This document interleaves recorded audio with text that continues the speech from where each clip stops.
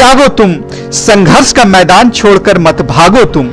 कुछ किए बिना जय जयकार नहीं होती, कोशिश करने वालों की कभी हार नहीं होती, कोशिश करने वालों की कभी हार नहीं होती। दशकों तक हिंदी माध्यम छात्रों के लिए प्रेरणा स्रोत रहे। गोविंद जायसवाल बनारस के एक छोटे से इलाके में रहते थे। उनके पिता एक रिक्शा चालक थे जो बनारस की सड़कों पर रिक्शा चलाते थे। कई बार पुलिस वाले भी रिक्शा को पंक्चर किया करते थे, परंतु समय ने ऐसी करवट बदली कि रिक्शा चालक का बेटा एक आईएएस बन गया। जानिए गोविंद जायसवाल की जुबानी आईएएस ऑफिसर बनने की कहानी।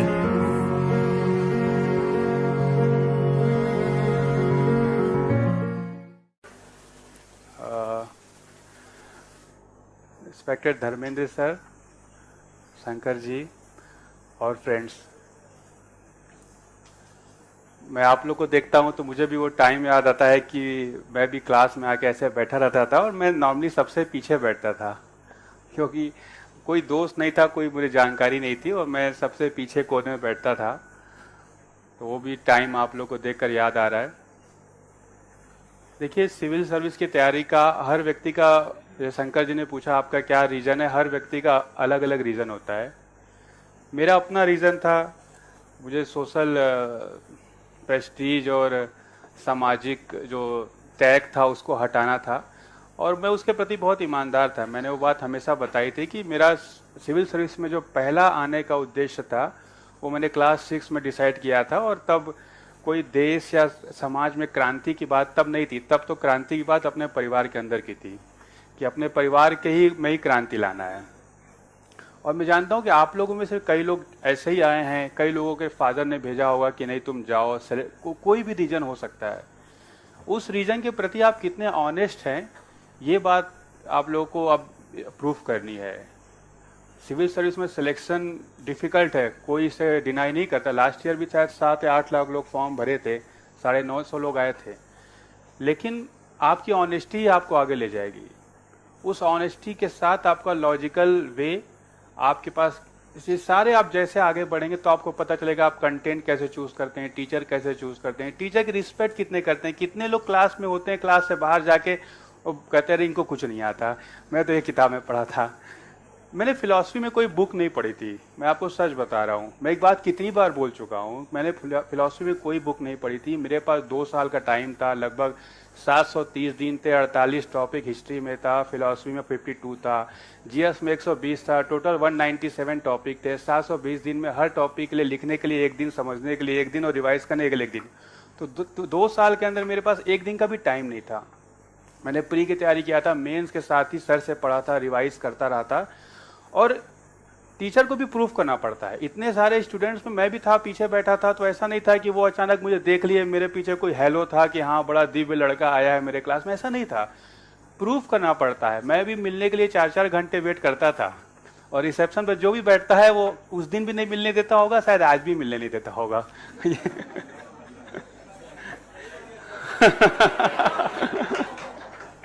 नहीं, देखिए, मैं इसलिए बोल रहा हूँ, मैंने ज़िंदगी में एक चीज़ बहुत ध्यान से रखा है कि मैंने ज़िंदगी में अपने बहुत ईमानदार रहा हूँ, अपने उद्देश्य को लेकर, अपने लाइफ को लेकर, अपने विचार को लेकर। मेरा जिनसे बहुत लगाव है, मैं उनकी प्रशंसा भी करता हूँ तो उनकी बुराई भी बताता हूँ। बुराई नेगेटिव सेंस में नहीं होता। सर ने ही सुनाया ना, एनालिसिस का, क्रिटिसाइज करना, समालोचना करना, विवेचना करना, सारे टॉपिक में आप उनकी अच्छी बात भी बताते हैं तो नेगेटिव बात भी बताते हैं, फिर फाइनली आप लिखते हैं। ये सर का ही तरीका था, मैंने यही तरीका हिस्ट्री में भी अप्लाई कर दिया था, एसे में भी अप्लाई कर दिया था, क्योंकि मैंने और किसी की कोचिंग ली थी नहीं। तो मैं अपना विजन तैयार करने में फिलॉसफी ने मेरा बहुत बड़ा हेल्प किया था, क्योंकि और किसी सब्जेक्ट के लिए मैंने कोचिंग नहीं किया था। हाँ, टॉपिक्स पर तब सर के साथ और भी जुड़े हुए लोग थे, तो उन लोगों से मैं जीएस में कभी कभी डिस्कशन के लिए आ जाता था, लेकिन फिलॉसफी में तो मैंने पतंजलि के नोट्स ही पढ़े थे। मैं भी जब फर्स्ट टाइम आया था 2006 में, तो उस टाइम जिनके घर गया तो उनके पास 4 कोचिंग के नोट्स थे। क्या चारों को पढ़ के तुम्हें डिसाइड करना होगा कि कैसे क्या लिखे। मैं कहा देखो, आप सब लोग, मेरे ख्याल से सभी लोग एटलीस्ट 6 महीने से ऊपर की तैयारी कर रहे होंगे, नए होंगे, या कई लोग 1-2 साल भी हो चुका होगा। अगर 1-2 साल हो गया होगा तो आप लोगों में से कितने लोग हैं जिसने अगर जिनका फिलॉसफी बैकग्राउंड नहीं है, जिसने बीए एमए किया, उसने तो पढ़ा हो सकता हो, कितने लोगों ने ईमानदारी से कोई फिलॉसफी की, इंडियन फिलॉसफी या वेस्टर्न फिलॉसफी की book first to last page पढ़ी है? लास्ट पेज, फर्स्ट पेज की बात मैं नहीं कर रहा हूं, आप लोग जाकर देख लेना। ये आपको हमेशा समझना होगा कि जब मैंने 2 साल का पूरा अपना तैयार किया था टाइम टेबल। 2 साल में मुझे सांस लेने की फुर्सत नहीं दिखी थी पूरे टाइम टेबल में, अगर हर टॉपिक को एक बार भी आप पढ़ना चाहो।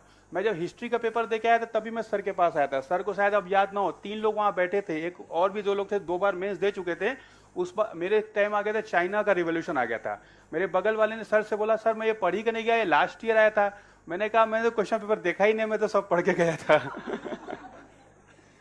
लेकिन तब सर को लग गया था कि मैं एक सीरियस अभ्यर्थी आगे रहूंगा, क्योंकि मेरे सारे कमांड थे। सर को शायद याद नहीं होगा वो बात, लेकिन मैंने जीएस के पेपर के बाद, हिस्ट्री के पेपर के बाद, सब पेपर के बाद सर के आगे डिस्कस करता था कि सर ऐसा ऐसा मेरे साथ हुआ, मैंने ये किया है। जब ये चीज आपको, टीचर को आपको ईमानदारी प्रूफ करनी पड़ेगी, अपना मटेरियल दिखाना पड़ेगा, और ट्रस्ट और कमिटमेंट बहुत जरूरी है। आप अभी भी आप लोग देखिएगा, आप लोग कई सारी मैगजीन लाते होंगे। कई लोग तो मतलब वीकली जाते हैं, डेली जाते हैं, 4 मैगजीन, आज आ गई नई और आ गई। मैं प्रतियोगिता दर्पण पढ़ता था, लेकिन मैं ऐसे पढ़ता था कि अगर मैं आप प्रतियोगिता दर्पण आपके हाथ में दूंगा तो आप किसी से पेज से कुछ भी अगर उसका हेडिंग बताएंगे तो मैं नीचे 10 लाइन बता सकता था, किसी भी प्रतियोगिता दर्पण का।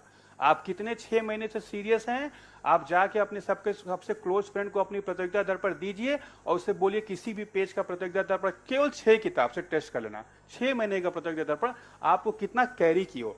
मैं ये नहीं पूछ रहा हूं कितना आप पढ़े हो, पहला क्राइटेरिया तो आप पढ़े कम से कम, वो तो सबसे प्राइमरी बात है। दूसरा बात, आप कैरी कितना किए हो, जाके टेस्ट करो। आप लोग बोलते हो कि आप बहुत ज्यादा पढ़ सकते हो, बहुत कंटेंट पढ़ सकते हो, अपने किसी फ्रेंड्स को दे दो। अगर किसी ने सर का नोट्स पढ़ा था, आप कितने नोट्स आपके दिमाग में कैरी हैं, आप टेस्ट करो, असेसमेंट करो।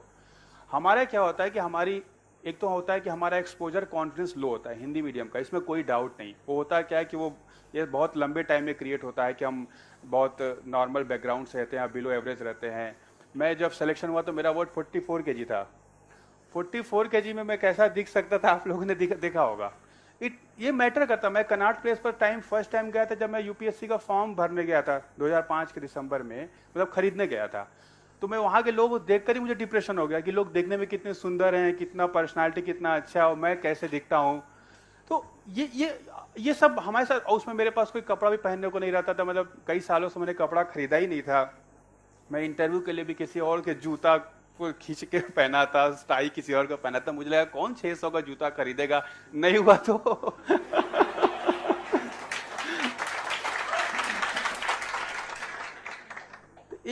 एक तो होता है यही आपका बेसिक असेसमेंट। हमारा कॉन्फिडेंस कमजोर है। जैसे शंकर जी ने बोला अपना कॉन्फिडेंस कैसे बढ़ाए, कैसे कॉन्फिडेंस बढ़ाए। जब पूरे मोहल्ले घर के शादी को इनविटेशन कार्ड आता था, हमारे घर शादी का इनविटेशन कार्ड नहीं आता था। पूरे मोहल्ले के पास लाइट होती थी, हमारे पास लाइट नहीं होती थी। कोई घर में एंट्री नहीं करने देता। तो जिंदगी भर जब 20 साल तक जूता खाए थे तो कॉन्फिडेंस लेवल अचानक कैसे हो जाएगा। मेरे तो इतना कॉन्फिडेंस लेवल नहीं था कि मैं पीछे से सर से क्वेश्चन का कोई पूछ पाऊं। दूसरे लोग पूछते थे, मैं अपनी क्वेरी उसी में सॉल्व कर लेता था। तो ये अब मैं ये मान रहा हूं कि कई सारे, ऐसा नहीं कि सब व्यक्ति को गरीब होना चाहिए, सबका कॉन्फिडेंस लेवल नहीं, ऐसी बात नहीं। आप में से कोई अगर पैसे वाला है, कोई अच्छे फैमिली से, अच्छी बात है, भगवान ने आपको एक्स्ट्रा एडवांटेज दिया है। गरीब होना या ऐसा टफ परिस्थितियों से गुजरना ऐसा नहीं कि कोई बहुत डिसएडवांटेज है। लेकिन कोई चीज एडवांटेज है या डिसएडवांटेज, जो भी है, एडमिट इट, एक्सेप्ट इट, और तब आप आगे बढ़ जाओ। उसको लेकर बैठना नहीं है। कई लोग साथ हो सकता है डिसएडवांटेज हो। मुझसे कल किसी ने मिला कि आई डोंट नो राहुल आया है कि नहीं, कल वो जम्मू से मिलने आया था। वो एएसजी के ऑफिस में काम करता है, additional solicitor general of India के ऑफिस में वो काम किया उसने। ही डिड LLM और LLB, शायद वो बैठा हुआ है। वो लड़का वो अभी 25-26 साल के, जो स्टैब्लिश है। अगर वो एएसजी के ऑफिस में काम कर रहा है तो वो ऐसे ही बहुत स्टैब्लिश है। अगर अगले 2 साल तक करेगा तो बहुत आगे जा सकता है।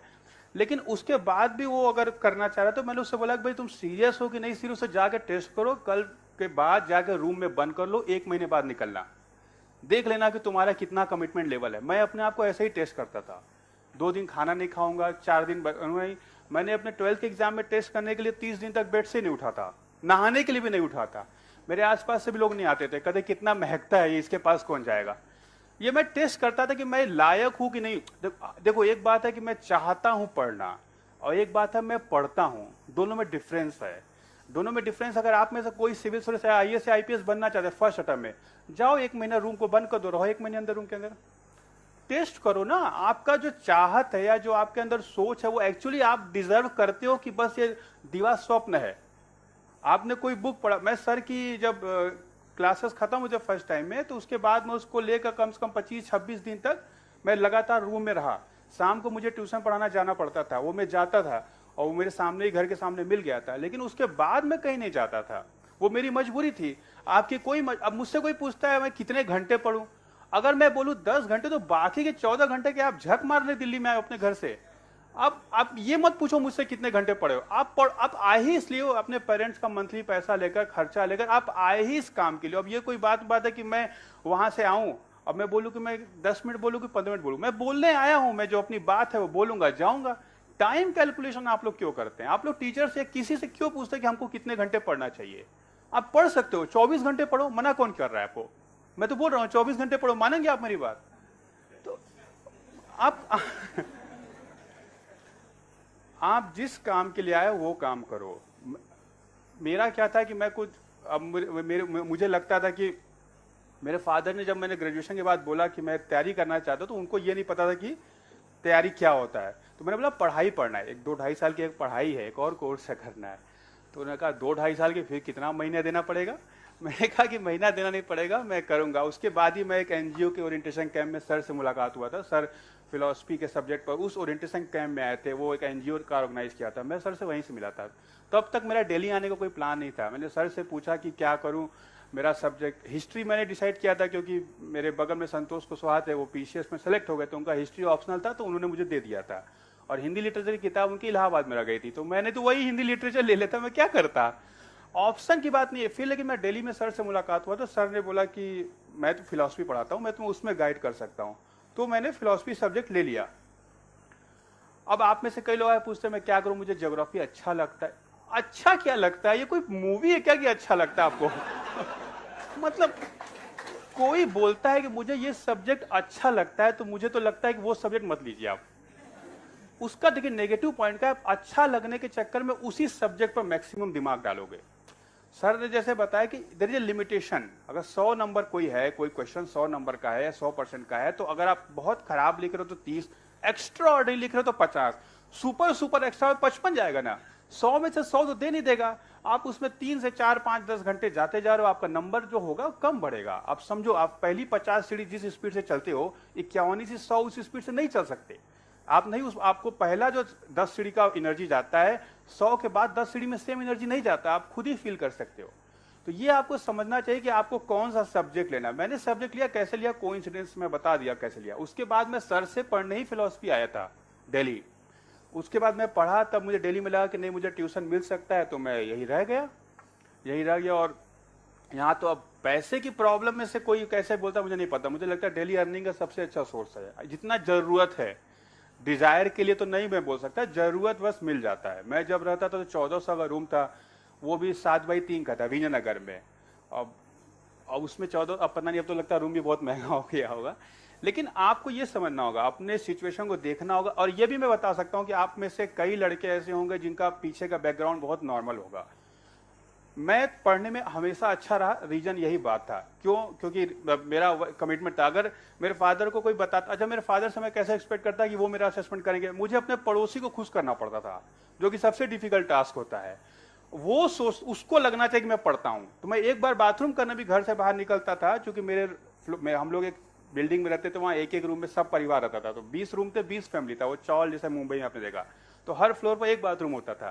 तो मैं एक बार रूम से बाथरूम करने निकलता था, दूसरी बार मुझे निकलने में डर लगता था कि वो देखेगा, क्या सोचेगा, मैं बार बार बाहर आता जाता रहता हूँ।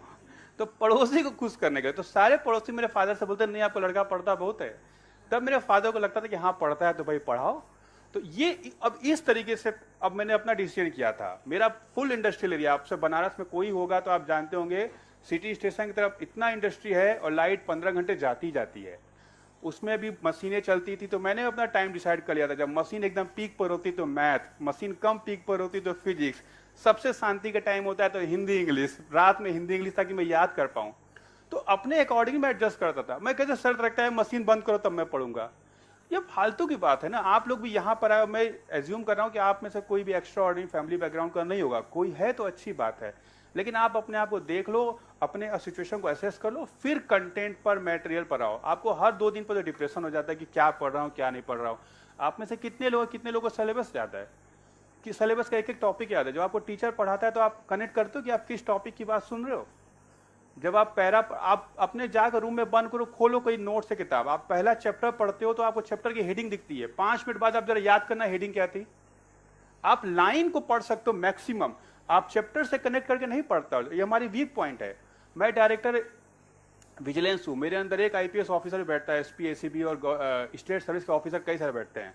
PC एक्ट पर मुझे 1.5 साल से मैं पढ़ रहा हूँ। PC एक्ट पर मैं PC एक्ट पर इतने 4-4 घंटे रोज मेहनत करता हूँ, तब भी कंप्लीट PC एक्ट मुझे समझ में नहीं आ पा रहा है। एक सुप्रीम कोर्ट का जजमेंट आता है, आपने कोई सुप्रीम कोर्ट जजमेंट पढ़ा है? 250 पेज का जजमेंट आता है, उसमें भी सुप्रीम कोर्ट की लैंग्वेज जैसी होती है। तो इतना ज्यादा कर एक सिंगल टॉपिक के मैं बता रहा हूँ, तो मैं ये एक्सपेक्ट नहीं करता कि कोई लड़का अभी सिविल सर्विस में आएगा तो उसे जो PC एक्ट में लेटेस्ट अमेंडमेंट हुआ उसको सारा एस्पेक्ट पता होगा। उस जगह हमें एक ऐसे टीचर की जरूरत पड़ती है, डिग्री वाले टीचर से ज्यादा मेहनत करने वाले टीचर की जरूरत पड़ती है। मैं आपको सच बता रहा हूँ, जब मैं अब मीटिंग्स में जाता हूं तो मुझे स्टेट के AG से, एडवोकेट जनरल ऑफ इंडिया से डिस्कस करना पड़ता है, बताना पड़ता है कि ये हमारा केस है, आप कोर्ट में या हाई कोर्ट में, सुप्रीम कोर्ट में ऐसे रखिएगा। फिर वो लॉ के एस्पेक्ट देखते हो, लॉ में क्वेश्चन भी करते हैं। तो हाँ, ये उस जगह टीचर की जरूरत पड़ती है जो मेहनत करे, जो टॉपिक पर मेहनत करे। सर ने तो बहुत अच्छा तरीका बताया कि आप क्वेश्चन पेपर देख लो और आप देखो कि किसके मटेरियल से आता है, वो बहुत अच्छा तरीका है। लेकिन आप ये भी देखते रहना कि आपके जो मटेरियल आप पढ़ रहे हो आप कितना कैरी कर पाते हो, वो बहुत लिमिटेड होता है। आपके पास जैसे इतना मटेरियल है, आप कैरी कर पाते हो, बहुत अच्छा बात, कर पाते हो। क्वेश्चन अपने आप से पूछना, ईमानदार खुद से रहो। कोई भी नोट्स, कोई भी किताब, कुछ भी आप कितना कैरी कर पाते हो, आपके दिमाग कितना रहता है। आप में से कितने लोग इंडियन हिस्ट्री GS में पढ़ रहे होंगे? 1935 1998 का एक्ट कोई पढ़ता ही नहीं है। मैं आपसे बोल रहा हूँ, आप जाकर रूम पर बैठो, लिख के देखो कितने, अब उसके बाद उस बुक से उठाना कितने टॉपिक आपको याद है, कितना पॉइंट्स याद है। अब टेस्ट करो अपने आप को ना। आप वापस जब कोई चीज पढ़ते, फर्स्ट क्राइटेरिया पढ़ो, प्लीज पढ़ो। आप लोग यहाँ पढ़ने ही आए हो, वो पहली बात है। और अपने टीचर पर जिसके साथ हो उस पर थोड़ा भरोसा भी रखो, क्योंकि अब मैं बता रहा हूँ, एक अवंतिका गौतम जी 2002 बैच में, 2005 बैच में, उनके फादर थे लेफ्टिनेंट कर्नल। उन्होंने अपनी बेटी के पढ़ाई के लिए अपने जॉब को छोड़ दिया था। उनका भी फर्स्ट अटेम्प्ट में आया था, 16th रैंक थी उनकी। आप जानते होंगे, आप तो सब मिले हैं सर। वो क्या करते थे, वो कोई भी टॉपिक पहले तो उन्होंने सिलेबस को याद किया और हर सिलेबस के लिए एक अलग अलग फाइल बनाई। कुछ भी पढ़ते थे, पॉइंट नोट करते थे, लिखते थे। यही काम आपका टीचर करता है, जो अच्छे से कर पाए, जो रीराइट ना करे कि हर साल आपको वही नोट्स दे रहा है। स्पेशली इतने कंटेम्प्रेरी इशू में, जहां पर कंटेम्प्रेरी इशू, आप शंकराचार्य में तो कोई बदलाव नहीं कर सकता, लेकिन कंटेम्प्रेरी इशू तो चेंज होंगे, वो आपको चेक करना होगा। ये बात आपसे कई बार है कि ऑथेंटिक क्या होता है, वो ऑथेंटिक स्टूडेंट को हमेशा कंफ्यूज करता है। मैं ऐसा नहीं बोलूँगा, आप खुद जानो, आप डिसाइड करो ऑथेंटिक क्या होता है। मैंने अपने पढ़ने का तरीका यही बताया था, मैं कंटिन्यूअस पढ़ाई पर फोकस रहता था अपना, और मेरा सिलेबस से हमेशा कनेक्शन रहता था। मुझे कभी भी पढ़ते थे, मैं ये हमेशा याद रहता था कि सिलेबस में इस पेज पर, इस पॉइंट पर ये टॉपिक था, इससे रिलेटेड चीज मैं पढ़ रहा हूँ। कभी पढ़ना मुझे सबसे ईजी काम लगता था। अगर कोई कहे कि 10-20 घंटा पढ़ो, इसमें क्या, किताब खोलो पढ़ते रहो। कोई बोलता है कि मैं 10 घंटा पढ़ता हूं, इसमें कौन सी बड़ी बात है। आप 10 घंटा कितनी टाइम कनेक्ट कर पाते हो अपने दिमाग से और रिकनेक्ट कर पाते हो प्रीवियस टॉपिक से, या जितने सारे इश्यू आपके आसपास हुए, वो आपको एक्चुअल देगा। आप मान के चलो कि सारे, आप क्या होता है, एकदम आइडियल आंसर ढूंढते हो। आइडियल आंसर नाम को कुछ नहीं होता। आइडियल आंसर तो जो क्वेश्चन पेपर चेक करेगा उसी को नहीं हो सकता। There is nothing is ideal. हर क्वेश्चन का एक लॉजिकल आंसर होता है।